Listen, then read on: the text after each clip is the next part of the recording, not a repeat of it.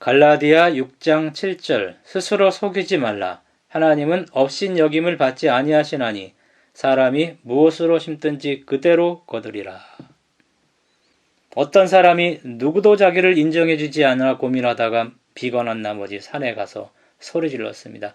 나는 너를 싫어한다. 조용한 산 중에 그 소리가 메아리쳐 다시 울렸습니다. 나는 너를 싫어한다. 실망한 그는 어떤 현인에게 물었습니다. 그러면 큰 소리로 나는 너를 사랑한다 외쳐보시오. 그 바보는 다시 산에 올라가 나는 너를 사랑한다 라고 소리 질렀습니다. 그 소리는 다시 메아리쳐 들러왔습니다. 나는 너를 사랑한다. 우리의 생각과 말과 행동도 언젠가는 메아리가 되어 돌아옵니다. 사람이 무엇으로 심든지 그대로 거두리라. 갈라디아 6장 7절 이 구절은 정말 무서운 말입니다.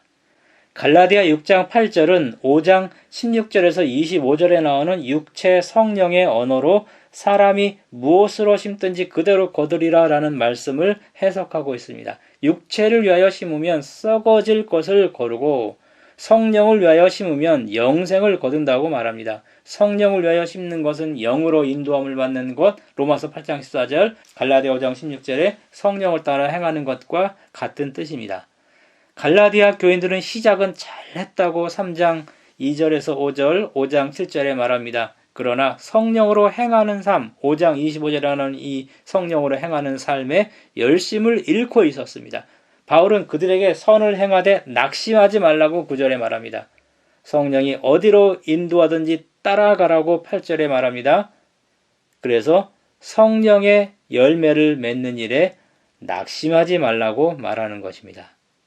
성령의 열매는 눈에 안 보이는 비가시적 현실입니다. 바울은 구체적으로 여기서는 죄를 범한 형제들을 바로잡아주는 것 6장 1절에 나옵니다. 또 자기 짐을 지고 동료 인간의 짐을 지는 것 6장 2절에 나오죠. 여기에 대한 가시적 현실을 말하고 있습니다. 갈라디아 6장 7절은 구제 헌금과 상관이 있다고 고린도후서 9장 6절 11절에서 14절에 말합니다. 당시 재산을 몰수당해서 가난해진 믿음의 형제들을 도와야만 했습니다. 초기 교회에서는 선교와 구제 사업이 병행되었습니다. 성경에 보면은 선행의 대상이 나옵니다. 디모데전서 5장 8절, 에베소 2장 19절에 보면은 먼저 친족, 가족입니다. 그 다음에 갈라디아 6장 10절에 보면은 믿음의 가정들입니다. 6장 10절과 2장 16절, 3장 8절, 22절, 26절, 28절에 보면은요, 모든 사람입니다. 선행하면서 낙심하지 말고 피곤치 말고 꾸준하게 선행을 지속할 때 추수 때 우리는 복을 받게 된다고 데살로니가후서 3장 13절에 말합니다. 착한 일, 선행이 있지요. 이것을 하면서 낙심하고 피곤한 이유가 있습니다. 왜냐하면 사람들이 배은망덕합니다. 냉소하죠. 너무 많은 도움을 갈구합니다. 그리고 다른 사람들의 영혼의 짐을 짊어지는 것 아주 힘든 일이에요. 그러나 성령의 열매를 맺는 자들은 이것을 극복한다고 여기서 말을 하고 있습니다. 피곤하지 아니하면, 다른 번역에는요, 포기하지 아니하면, 지쳐서 넘어지지 아니하면이라고 번역을 합니다. 그러면 때가 이름에 거두리라, 미래 시제입니다. 약속입니다. 바울은 거두는 때가 이 세상에서의 미래인지 종말론적 미래인지 아니면 둘 다 포함하는 미래인지를 구체적으로 언급하지는 않았습니다. 거둔다라는 단어가 7절, 8절, 9절에 4번 나와요. 이 세상에서 수확되지 않은 선행의 씨앗들이 마지막 때에 수확이 되는 모습이 마태복음 25장에 나옵니다. 내 아버지께 복받을 자들이여 나와 창세로부터 너희를 위하여 예비된 나라를 상속하라. 내가 줄일 때에 너희가 먹을 것을 주었고 목마를 때에 마시게 하였고 나그네 되었을 때 영접하였고 벗었을 때에 옷을 입혔고 병들었을 때에 돌아보았고 옥에 갇혔을 때에 와서 보았느니라. 34절 36절 너희가 여기 내 형제 중에 즉히 작은 자 하나에게 한 것이 곧 내게 한 것이니라. 40절 이것이 마지막 때에 수확되는 모습입니다. 영적인 것에 관한 것은요, 파중의 결과를 내세에서 완전히 볼 수 있습니다. 믿음으로 살면 현세에서 복을 받을 수도 있고 받지 못할 수도 있습니다. 그러나 내세에는 반드시 복을 받게 됩니다. 현세에서의 수확은 품성입니다. 그 외의 것들은 대부분 하늘에서 거둘 것입니다. 하늘에 가서야 우리 면류관에 붙은 별들의 숫자를 우리는 알게 될 것입니다. 초기 교회의 이단, 다른 말로 언약적 율법주의가 틀렸다는 것을 저는 경험적으로 확신합니다. 언약적 율법주의는 할례, 안식일, 정결의식, 또 바리새인들은 여기에 11조까지 포함합니다. 이것들만 지키면, 다른 말로 이것들을 심으면 구원 얻고 이 세상에서 부귀 영화와 평화의 복을 얻는다고 믿었습니다. 언약적 율법주의가 오늘날 번영신학으로 둔갑한 것 같습니다. 한국의 그리스도인은 세 가지 하기와 세 가지 안 하기가 있습니다. 술, 담배, 제사를 안 하고 주일성수, 전도, 11조와 헌금을 하면 신앙을 잘하는 것으로 생각합니다. 이것은 알맹이가 없어요. 알맹이는 성령의 열매입니다. 이런 성령의 열매 알맹이 없이 겉만 멀쩡한 신앙인들을 배출하는 것입니다. 제 아이들은 엄마 뱃속에서부터 엄마 아빠를 따라 교회에 열심히 출석했습니다. 제 아들은 태어나서 정확하게 8일 만에 할례도 받았습니다. 성경에서 그만 불량식품을 먹지 않았습니다. 11조도 잘 드렸습니다. 정결이 아주 철저합니다. 외적으로는 바리새인들입니다. 그렇다면은 언약적 율법주의에 의하면은 최소한 인서울권 대학에 들어갔어야 하지요. 그리고 의대에 들어가던가 아니면 그들이 원하는 좋은 과에 들어갔어야만 합니다. 그러나 그러지 못했어요. 그래서 저는 언약적 율법주의가 틀렸고 이단이라고 확신합니다. 예수님을 믿어서 성령을 받으면 현세에서 성령의 열매를 복으로 받는다고 갈라디아 3장 2절 14절에서 바울이 말합니다. 또 성령을 위하여 심으면 반드시 영생을 거둔다고 7절 8절 또 갈라디아 5장 22절 25절에 말을 하죠. 이 같은 것입니다. 그래서 우리는 예수님 믿고 성령을 받아서 성령의 열매를 맺는 것, 또 영생을 거두는 것, 이것이 바울이 가르친 진짜 복음입니다.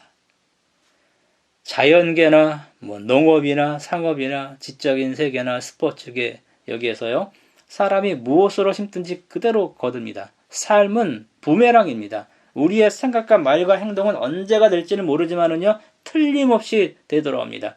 그리고 그것들은 희한하게도 우리 자신을 정확하게 명중시킵니다. 부메랑은 처음 주인에게 반드시 되돌아옵니다. 멀리 던지면 던질수록 더 큰 반동으로 돌아옵니다. 지구온난화나 기상이변 다 부메랑입니다. 우리에게 일어나는 대부분의 일도 좋은 일이든 나쁜 일이든 부메랑입니다. 구원을 받으면 그동안 잘못된 것들이 용서는 받지만 상처는 남는다고 어떤 사람이 말을 합니다.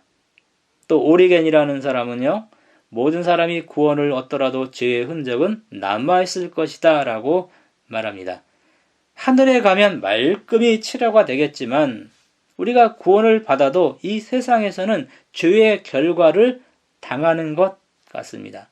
한 실례로 형에게 거짓말을 한 야곱은 훗날 아들들에게 요셉이 죽었다는 거짓말에 속습니다. 아버지와 형을 죽인 야곱은 20년간 어머니와 아버지와 형을 보지 못하고 타향에서 살면서 라반에게 품삯을 10번이나 변경을 당합니다. 야곱을 편애한 리브가는요, 다시는 야곱을 볼 수가 없었습니다. 야곱은 자기 정죄에 억눌렸습니다. 사람은 행한 대로 받게 됩니다. 어떤 제자가 스승에게 물었습니다. 제게 왜 기쁨이 없습니까? 왜 다른 사람들이 제게 행복을 주지 못합니까? 스승이 말했습니다. 그대는 어찌 한 대짜리 그릇을 갖고 한 말의 쌀을 받아오려고 하는가? 한 조각의 천을 들고 옷 만드는 집에 가서 한 벌의 옷을 지어달라고 말할 수 있겠는가? 매사를 찡그린 얼굴로 대하면서 기쁨이 있기를 어떻게 기대할 수 있겠는가? 다정한 이웃, 베푸는 사람이 되지 않고서야 어찌 다른 사람이 행복을 줄 것으로 생각하는가 이렇게 말했다고 합니다. 사랑은 사랑을 낳게 됩니다. 미움은 미움을 낳게 됩니다. 분노는 분노를 낳습니다. 시기와 증오를 심고 어떻게 우정을 기대할 수 있을까요? 남의 인격을 멸시하는 자가 어떻게 존경받을 것을 기대할 수 있을까요? 게으르면서 어떻게 성공을 기대할 수 있을까요? 심는 대로, 뿌린 대로 거두는 것이 진리입니다. 농부는 땅을 믿고 씨앗을 뿌립니다. 하나를 심으면 수백 알이 수확이 됩니다. 하나님은 땅보다 더 신실하신 분이십니다. 하나님의 성품은 의롭고 정직합니다. 요행을 바라지 말아야만 합니다. 하나님의 원리에는 로또 복권은 없습니다. 우리는 신실하신 하나님을 믿고 씨앗들을 뿌립니다. 에디슨은 말했습니다. 천재는 99%의 땀과 1%의 영감으로 이루어낸다. 괴테는 이렇게 말했습니다. 천재는 노력의 산물이다. 씨앗은 우리가 생각하고 말하고 행하는 모든 것들입니다. 모든 사람은 그렇다면 죽을 때까지 씨를 뿌립니다. 하루하루의 삶이 씨앗을 뿌리는 것입니다. 단 1시간, 단 하루도 씨앗을 뿌리지 않는 때는 없습니다. 공부하는 것, 일하는 것, 게임하는 것, 노는 것, 독서하는 것, TV 시청하는 것, 생각하는 것, 말하는 것, 우리의 습관과 우리 눈의 시선과 귀의 집중, 손발의 움직임 이런 모든 것들이 씨앗들입니다. 우리는 이 씨앗들을 자신의 마음의 밭에다 그리고 세상에 뿌리는 것입니다. 오늘 심고 내일 거두는 것이 있습니다. 봄에 심고 가을에 거두는 것이 있습니다. 올해에 심고 내년에 거두는 것이 있습니다. 어렸을 때 심고 청년기에 거두는 것이 있습니다. 청년 시절에 심고 장년기나 노년기에 거두는 것이 있습니다. 조상이 심은 것을 후손들이 거두는 것도 있습니다. 금생에 심고 내세에 거두는 것도 있습니다. 과거에는 아이를 낳으면 그의 몫으로 나무를 심어주던 풍습이 우리나라에 있었다고 합니다. 딸을 낳으면 뜰에 오동나무를 심었습니다. 오동나무에 새가 깃들일 때쯤 딸은 시집을 갑니다. 부모는 나무를 베어서 장롱을 만들어 혼수로 주었다고 합니다. 아들을 낳으면 선산에 느티나무나 잣나무를 심었다고 합니다. 나무의 주인이 늙어 죽으면 후손은 그 나무로 관을 만들었다고 합니다. 차풀만 자라던 프로방시 지방의 황량한 고원지대를 삼림으로 변모시킨 양치기 노인 엘제아르 부피에라는 사람이 있었습니다. 그는 황무지가 습으로 변하는 꿈을 꾸면서 40년간 매일 하루도 빠짐없이 100개의 도토리를 산에 심었습니다. 밤엔 호롱불 밑에서 질 좋은 도토리를 골랐습니다. 낮에는 그거를 심었습니다. 그 한 사람 덕분에 일대는 떡갈나무 숲이 되었습니다. 프랑스 의회는 너무나 아름다워서 천혜의 숲이라라는 이름을 지어주게 됩니다. 조선 중종 때 학자 황영이라는 사람이 강화도에 낙향을 합니다.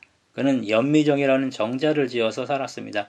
그는 나이가 들어 죽기 직전에 연미정 주변에 소나무를 가득 심었습니다. 그때 주위 사람들이 그 소나무가 자라도 노인은 쓸 수 없지 않소. 그 연세에 무엇을 얻겠다고 그렇게 나무를 심으십니까? 하고 묻자 이렇게 대답했습니다. 한 70년 뒤에 이 나무들이 나라에 큰 유익을 줄 것이네.